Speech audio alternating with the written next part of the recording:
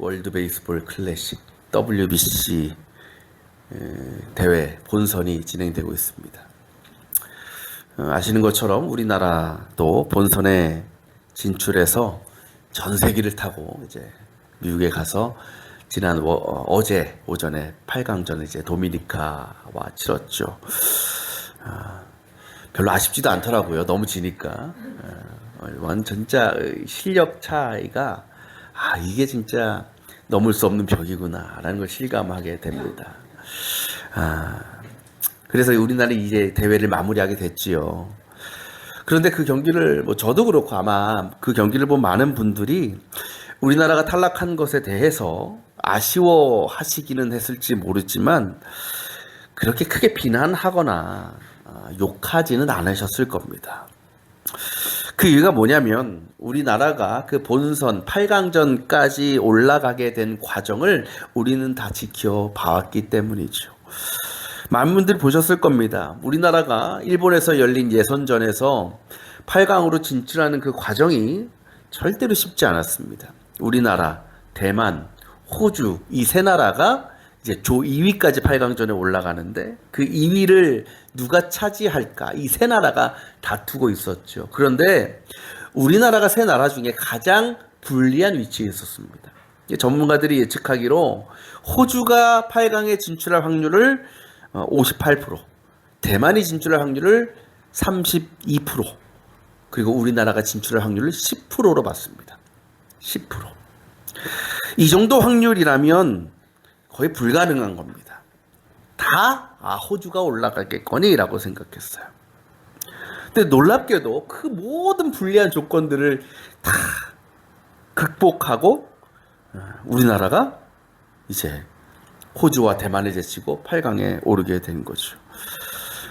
이 경기는 우리나라 국민뿐 아니라 그 대회를 지켜본 수많은 야구 팬들에게 너무나 놀라운 사건이었습니다. 경기 후에 그래서 수많은 매스컴에서 이 경기를 이렇게 표현하더라고요. 그 경기가 열린 곳이 도쿄돔이죠. 도쿄돔에 기적이 일어났다. 도쿄돔의 기적이다. 그래요. 우리나라 야구 대표팀은 대부분의 사람들이 이제 불가능하다고, 가능성이 없다고, 다 끝났다라고 생각하던 그 모든 상황을 극복하고 정말 드라마처럼 그 낮은 확률을 뚫어내는 기적과 같은 일을 이루었습니다. 그렇게 8강이 확정되자 더가웃에 있던 모든 선수들이 그라운드로 뛰쳐나왔습니다. 서로 얼싸안고 소리치고 어떤 선수는 눈물을 흘리고, 그렇죠? 우리 그 가격을 다 지켜봤습니다. 그걸 보면서 저는 이 마음속에 이런 생각이 들었어요. 나도 한번 저런 기분 느껴보고 싶다. 저런 감정도 나에게 한번 찾아오면 좋겠다라는 것. 그래요. 우리가 인생을 살아가면서 이와 같은 이런 놀라운 기적이라고 불릴 만한 역전의 사건을 우리는 다 경험하고 싶어 합니다. 삶에서 만나게 되는 크고 작은 문제와 어려움들이 놀랍게 해결되는 일, 전혀 기대하고 예상하지 않았던 일들이 현실이 되는 일이 나에게도 찾아오면 참 좋겠다라고 우리는 생각하죠. 근데 문제는 이와 같은 일들이 우리의 삶에 잘 나타나요? 안 나타나요? 나타나지 않는 것 같다라고 생각되는 것이죠. 그러다 보면 점점 우리 안에 소망이 사라지는 거예요. 뭔가 해봐야 되겠다는 열정, 간절함이 사라질 수밖에 없습니다. 오늘 우리가 읽은 말씀에도 이러한 상황에 빠져있던 한 사람이 등장합니다. 하루는 예수님께서 길을 가시다가 한 남자를 만나시죠. 오늘 성경은 그를 이렇게 소개합니다. 날 때부터 눈먼 사람이다. 이 날 때부터 눈먼 사람, 이 사람은요, 아마도 늘 하는 일이 뭐였을까요? 길거리에 앉아서 구걸이나 했을 겁니다. 그렇게 하루하루를 근근히 버텨갔을 겁니다. 또한 당시에는 육신의 병을 뭐라고 생각했습니까? 오늘 말씀에도 나오지만 그의 죄에 대한, 아니면 그의 부모에 대한 심판이라고 그들은 믿었습니다. 유대인들은. 그래서 그가 살아가면서 늘 어떤 소리 들었겠어요? 어휴, 저 죄인. 얼마나 큰 죄를 지었으면 태어날 때부터 앞을 못 볼까. 조롱과 비난과 손가락질을 받았을 겁니다. 여러분, 그런 인생을 한번 생각해 보세요. 그럼 그의 영혼을 한번 생각해 보세요. 늘 자신의 상황과 자신의 처지를 비관하며 살았지 않겠습니까? 또 누구를 원망했겠어요? 자기를 그렇게 낳아준 부모를 원망하며 살았을 겁니다. 그리고 자신을 손가락질하고 욕하는 사람들에 대한 분노와 증오도 늘 넘쳐났을 겁니다. 그야말로 그의 삶은, 그의 영혼은 무너질 대로 무너지고 황폐해질 대로 황폐해졌을 겁니다. 그런데 그런 그의 앞에 예수님이 나타나신 겁니다. 근데 그에게 예수께서 뭐라고 말씀하십니까? 3절에 이 사람이 눈먼 사람으로 태어난 것은 하나님께서 하시는 일들을 그에게서 드러내려 하시는 것이다. 이 말씀이 어떤 의미예요? 그가 태어날 때부터 소경이 된 것, 그리고 지금까지 그 큰 고통 가운데 살아가고 있는 것은 하나님께서 그를 통해 자신의 영광을 나타내시기 위한 의도이고 계획이라는 거예요. 이 말씀에 그곳에 있던 수많은 유대인들, 제자들은 혼란에 빠졌을 겁니다. 왜요? 아까 말씀드린 것처럼 그들은 어떻게 믿어요? 질병은 하나님의 죄에 대한 심판이다. 그 율법, 그 사상과 예수의 말씀은 반대되는 거예요. 그죠? 반하는 거예요. 특히나 이 소경은 예수의 말씀을 더 받아들이기 어려웠을 겁니다. 생각해 보세요. 여러분이 예를 들면 여러분은 장애가 있어요. 뭔가 삶에 큰 고난, 어려움이 있어요. 근데 누가 찾아와가지고, 예수님이 찾아와가지고, 야, 그거 내가 내 영광을 드러내려고 너에게 준 거야. 그걸 속에서 내가 일할 거야. 놀라운 일을 할 거야. 그러면 여러분, 이야, 나의 이 고난과 장애를 통해서 하나님의 영광이 드러난다. 와, 대단하다. 할렐루야, 감사합니다. 그리고 여러분 고난 받겠어요? 기뻐하겠어요, 그것을? 그런 사람 하나도 없을 겁니다. 오히려 하나님 앞에 더 크게 분노하고 더 원망하지 않겠습니까? 우리가 살면서 얼마나 많은 고난과 어려움을 만납니까? 근데 솔직히 그 일들이에요, 여러분. 내가 뭔가 잘못해서, 내가 하나님께 큰 죄를 지어서 주시는 것이라면 어느 정도 감당할 것 같아요. 왜? 내가 잘못했으니까. 그에 대한 대가를 치러야 되니까. 근데 여러분, 솔직히 여러분이 삶에서 만나는 고난과 문제와 어려움들이 여러분이 뭐 크게 잘못해서 뭔가 하나님의 큰 죄를 지어서 받는 거예요? 아니죠. 그냥 어떤 뭐 의도하지 않은 상황 속에서 내가 뭔가 어떻게 살았는지, 뭔가를 하는지에 상관없이 전혀 예상치 못하고 생각하지 못한 순간에 찾아오는 고난들이 훨씬 더 많다라는 거예요. 오히려 신앙생활 잘 하는데, 말씀대로 열심히 살려고 하는데 고난이 찾아오는 거예요. 그때 우리는 당연히 자연스럽게 하나님을 원망할 수밖에 없는 거예요. 의심할 수밖에 없는 겁니다. 근데 여러분, 그게 하나님께서 자신의 영광을 드러내시기 위해서 우리에게 의도적으로 일부러 허락하신 것이라고 하신다면 더 심각한 거 아니에요? 솔직히? 그런 하나님을 우리가 더 믿을 수 있겠어요? 더 의지할 수 있겠어요? 생각해 보세요. 꼭 고난을 통해서만 하나님께서 자신의 일을 드러내십니까? 아니에요. 어떻게 보면 우리에게 좋은 일, 복된 일 허락하시면 그것을 통해서도 하나님은 놀라운 일을, 하나님의 영광을 드러내셔요? 못 드러내요? 드러내실 수 있어요. 예를 들면 예수 잘 믿어서 자녀들 잘 되고, 사업도 잘 되고, 취직 잘 되고, 또 로또도 당첨되고 이러면 얼마나 하나님께 영광이 되는 일이겠어요. 얼마나 자랑하지 않게, 야, 내가 이 믿음 생활 잘했더니 하나님 잘 믿었더니 이렇게 잘 됐어.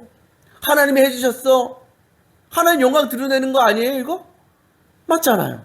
근데 왜 하나님은 굳이 하필 이 고난이라는 것을 통해서 자신의 일을 드러내시려고 하시는 걸까? 오늘 말씀의 이소경도요, 지금 우리와 같은 마음일 수 있었을 것 같습니다. 근데 여러분, 이어지는 말씀 보면 더 이해할 수 없는 행동을 하셔요. 뭘 어떻게 하셔요? 예수님께서 땅에 침을 뱉어. 모래에 뱉은 거겠죠. 그러더니 그걸로 진흙을, 여러분, 모래나 흙을 진흙으로 만들려면 침을 뭐 한두 번 뱉어야 되겠습니까? 얼마나 많이 뱉었겠어요. 그걸 만드는 거예요. 근데 그거를 이 사람 눈에다가 바르시는 거예요. 그리고는 말씀하십니다. 실로암 못에 가서 그 눈을 씻어라. 야, 조금 전에는 이 소경으로 태어난 게 하나님의 뜻이라고 그러시더니 이제는 자신의 침을 뱉어서 찌륵을 만들어서 그걸 눈에 바르고 씻으라고 하죠.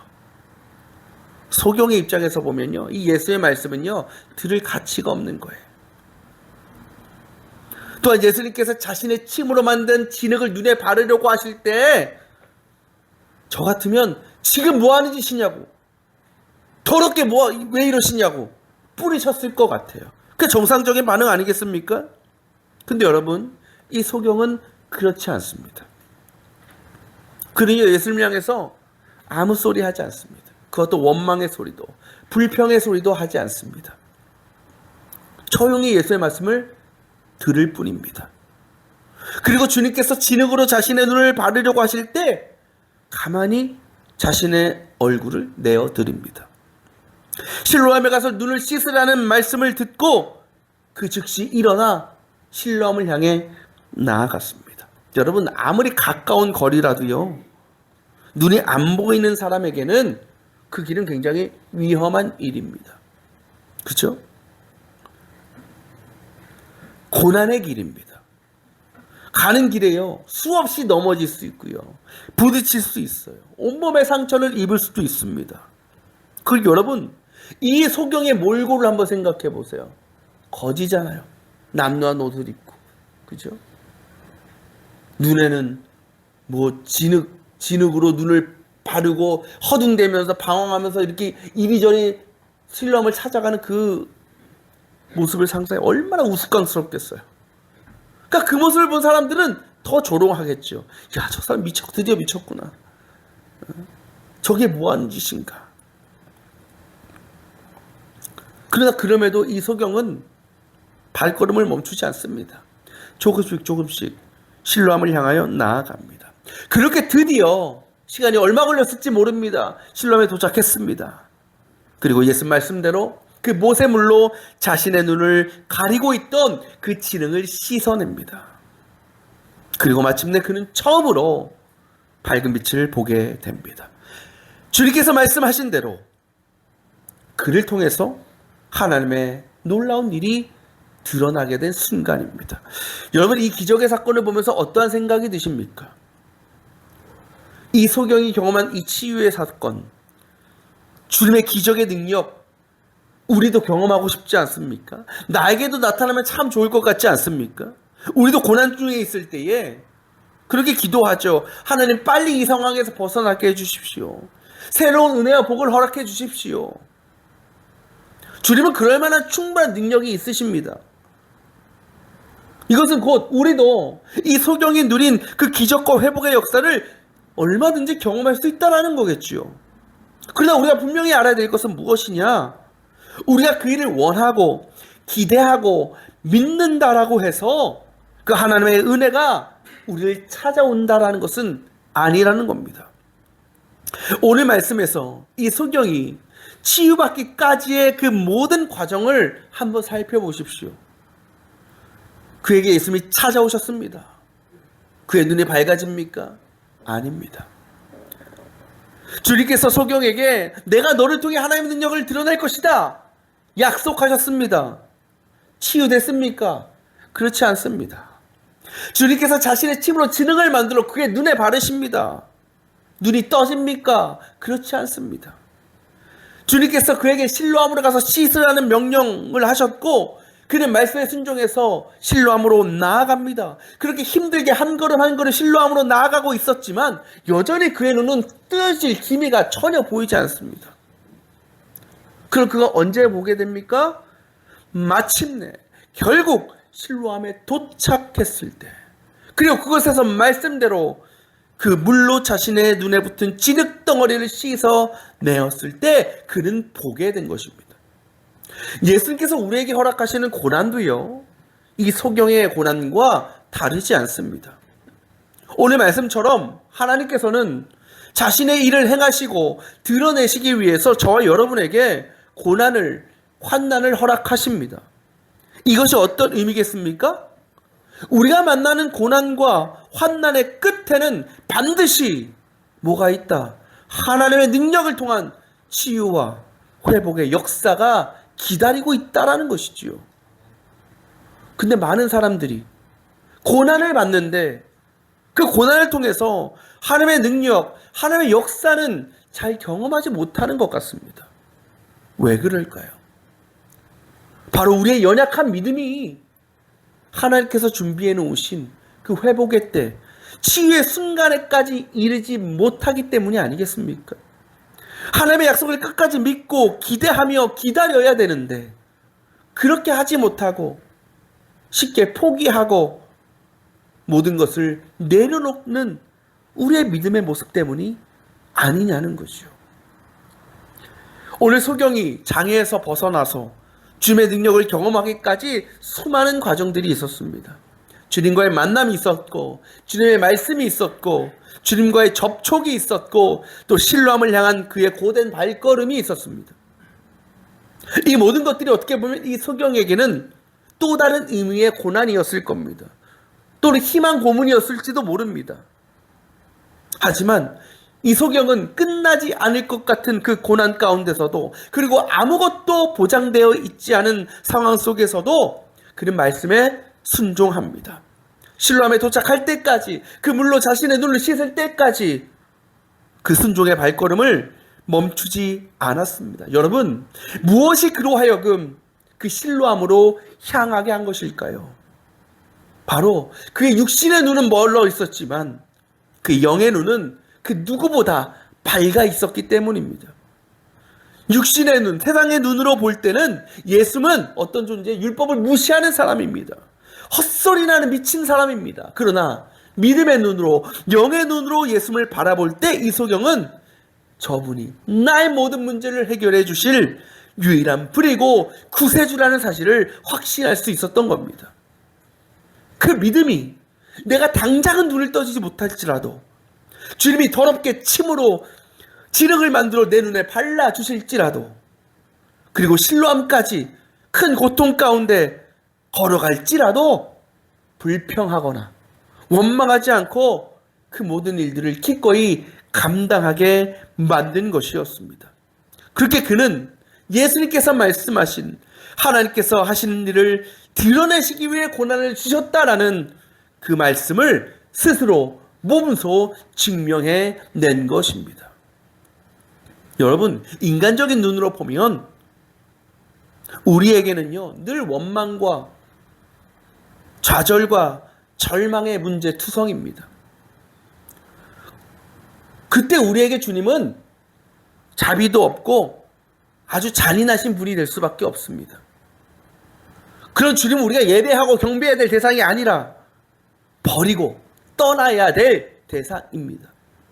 하지만 믿음으로 영의 눈으로 주님을 바라보고 또 주님이 주시는 고난을 바라볼 수 있다면 우리는 분명히 오늘 말씀의 그 소경처럼 포기하지 않고 뒤돌아서지 않고 주님의 말씀에 순종하며 그 모든 과정을 감당해낼 수 있을 것입니다.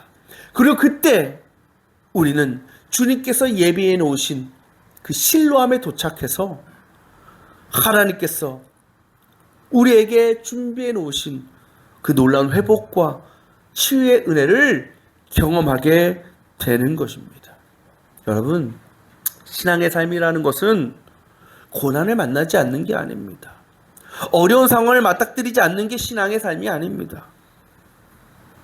고난과 문제와 환난 가운데서도 흔들림 없이 이 땅에서 우리가 해야 될 일, 그리고 주님께서 허락하신 그 거룩한 사명을 포기하지 않고 끝까지 감당하게 하는 것이 믿음의 능력입니다.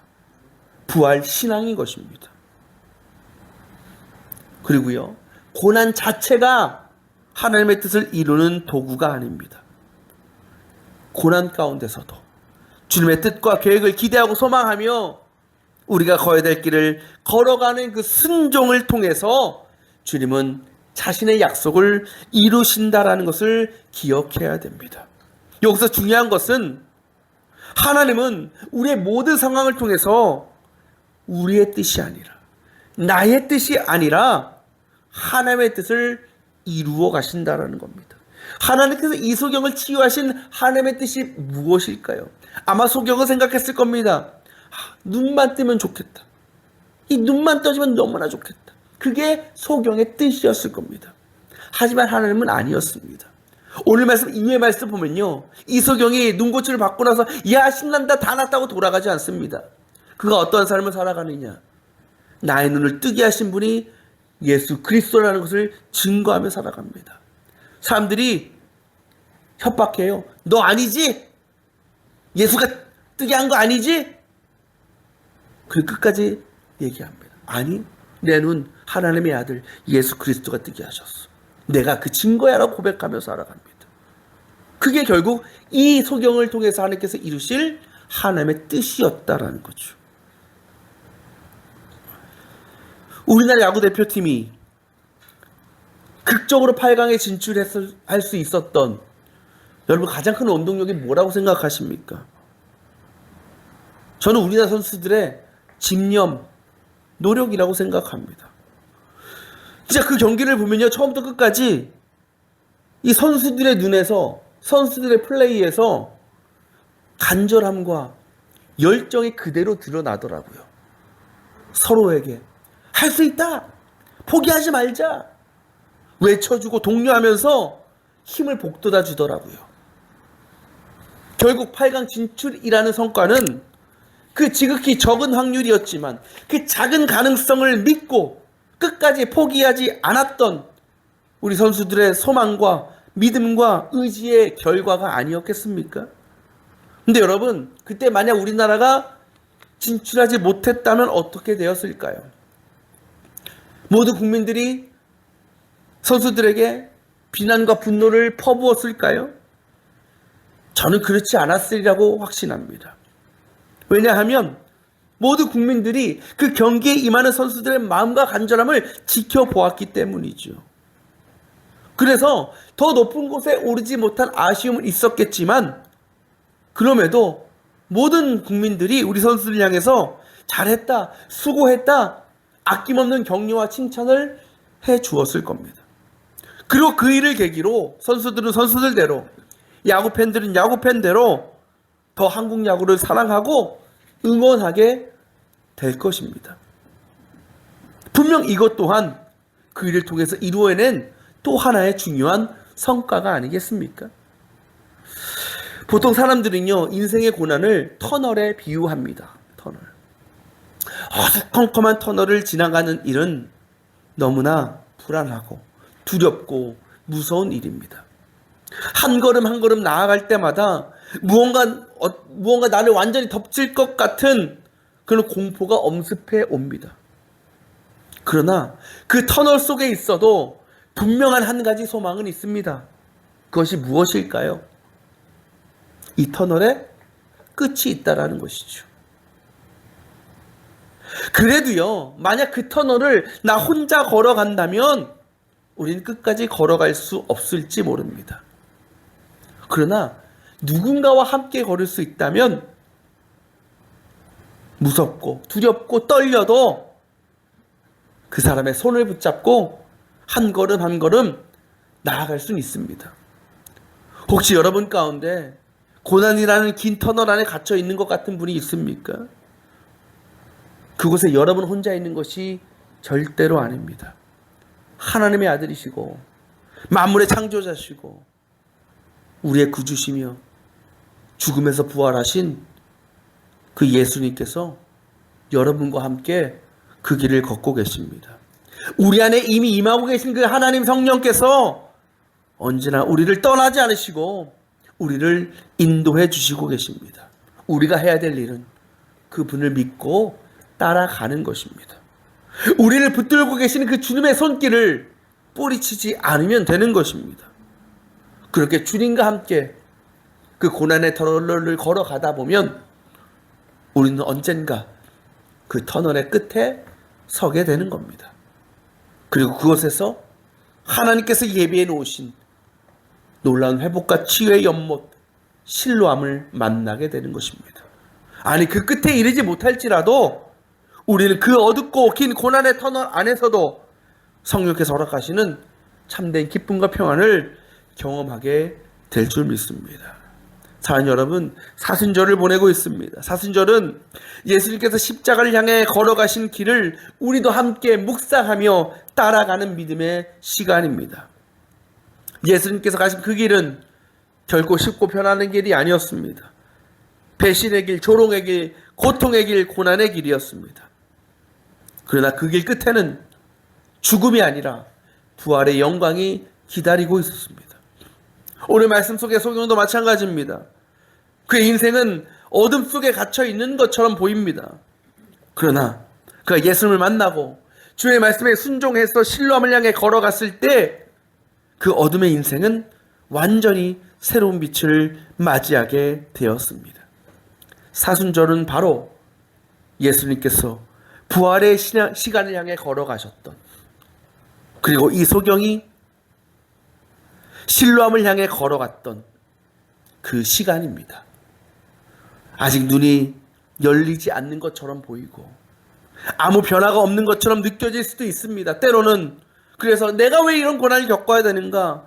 라는 질문이 마음속에 자꾸만 떠오르고 주님을 원망하게 될 수도 있습니다. 그러나 우리가 기억해야 될 것은 하나님께서 허락하신 그 길 가운데 반드시 하나님의 뜻과 하나님의 영광이 드러나는 은혜의 순간이 반드시 찾아올 것이라는 겁니다. 이 사순절을 보내며 우리는 다시 결단해야 됩니다. 고난의 이유를 내가 다 이해하지 못할지라도 여전히 주님을 신뢰하겠다라고 말입니다. 눈에 보이는 현실이 아니라 하나님의 약속을 바라보며 한 걸음 한 걸음씩 나아가 보겠노라고 말입니다. 그 믿음과 결단을 품고 우리와 늘 함께 하시는 주님과 그 순종의 길, 고난의 길을 함께 걸어가는 우리들의 삶과 신앙의 여정 가운데 매 순간 하나님의 선하고 거룩하신 뜻과 계획이 성취되는 실로암의 은혜가 우리 모두에게 임하게 되기를 주님의 이름으로 축원합니다.